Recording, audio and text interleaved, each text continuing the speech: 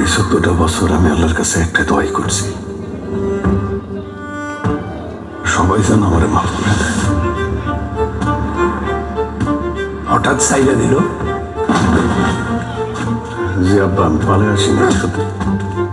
আইনের শাস্তি ভোগ করছে সে, কিন্তু সমাজের হিসাব বাকি আছে।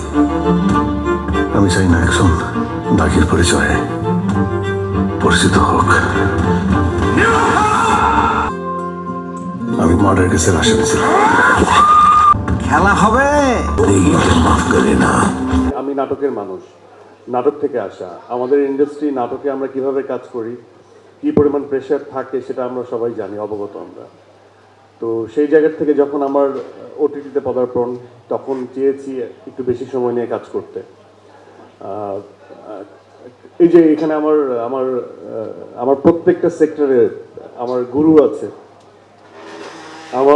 আমি তাকে দেখলেই নস্টালজিয়া হয়ে যাই, সেই 2005-06 দিকে।